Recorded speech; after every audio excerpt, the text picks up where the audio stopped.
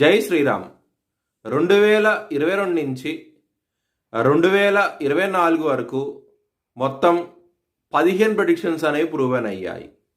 ఆ 15 ప్రెడిక్షన్స్ అనేవి కింద డిస్క్రిప్షన్లో ఇస్తున్నాను.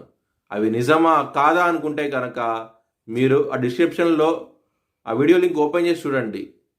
ఫర్ ఎగ్జాంపుల్ 2024లో మహారాష్ట్ర ఎలక్షన్స్లో బీజేపీ అలయన్స్ వస్తుందని చెప్పడం జరిగింది. అది నిజంగానే జరిగింది. మహారాష్ట్ర ఎలక్షన్స్లో బీజేపీ అలయన్స్ రావడం జరిగింది. ఆ వీడియో నేను డిస్క్రిప్షన్లో ఇచ్చాను. ఇది మీరు చూసుకోండి.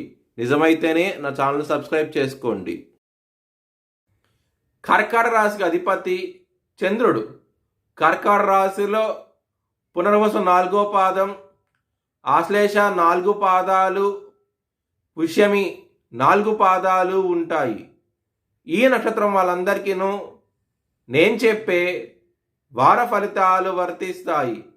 ఈ వారంలో 2వ స్థానం అధిపతి అయిన సూర్యుడు ధనస్సు రాశిలో ఉన్నారు. 6వ స్థానంలో ఉన్నారు.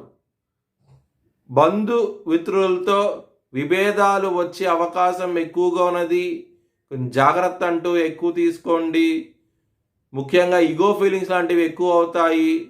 సూర్యాష్టకాన్ని చదువుకోండి, చాలా మంచి ఫలితాలంటూ ఉంటాయి. సప్తమంలో శుక్రుడు ఉన్నారు.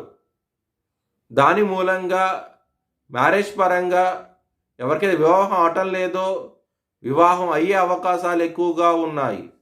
అష్టమంలో శని ఉన్నారు. కోర్టు కేసులు, హెల్త్ పరంగా ఇబ్బందులంటూ ఎక్కువగా ఉంటాయి. కొంచెం జాగ్రత్త అంటూ ఎక్కువ తీసుకోండి. సప్తమంలో శుక్రుడు ఉన్నారు కాబట్టి మీరు బిజినెస్ పరంగా మాత్రం పెట్టుబడి అనేది ఎక్కువ పెట్టండి.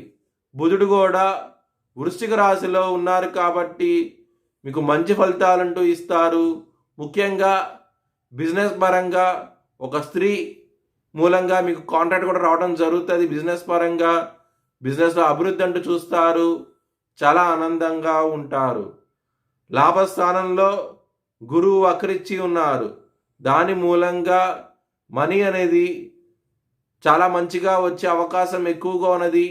లాభాలంటూ చూస్తారు. చాలా ఆనందంగా ఉంటారు. కెరియర్ పరంగా ఇబ్బందులంటూ ఎక్కువగా ఉన్నాయి. దశమాధిపతి అయిన కుజుడు లగ్నంలో వక్రించి నీచబడి ఉన్నాడు.